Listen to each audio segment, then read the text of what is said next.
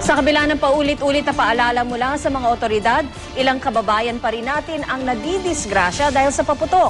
Sa Bulacan nga, nakumpiska ang iba't ibang klase ng malalakas at iligal na paputok. May report si Chino Gaston. Lapnos ang balat sa muka at kamay ng 3 binatilyo sa Bacolod City. Kwento ng isa sa mga biktima dahil ito sa sinindihan nilang tumpok ng pulbura mula sa mga napulot nilang 5-star na hindi pumutok.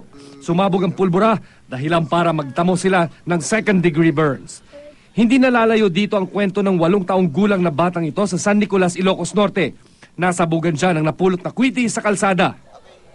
Sa lakas ng pagsabog, nasunog pati ang sandong suot ng bata.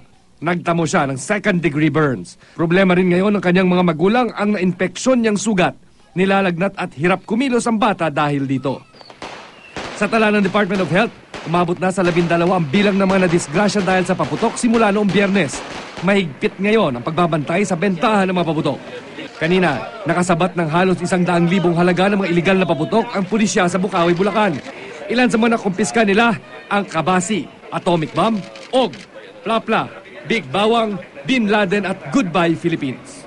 Pinag-igting natin yung pagpapail ng kaso para yung tao talaga madala, not on confiscation lang, but pinapay lang natin ang kaso talaga sila. Once nahuli natin, automatic cases will be filed.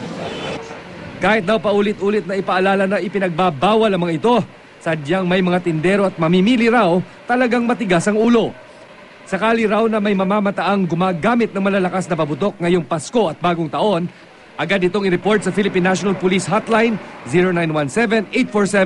0917-847-5757. Sa Camp Karingal, nasaksihan ng news team ang pagsukat sa lakas ng ilan sa mga paputok. Ganito ang naging epekto ng sumabog na plapla sa manikin na pinagkabitan nito. Tumilat po ng kamay ng manikin at nagkanda pira-piraso ang mga daliri nito. Pagsabog namang ng Goodbye Philippines,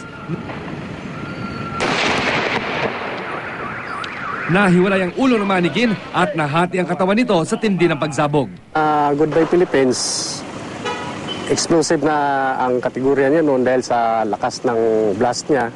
Kung nakikita natin, kung sa tao natin to naikabit, ay siguradong mawalan ng buhay.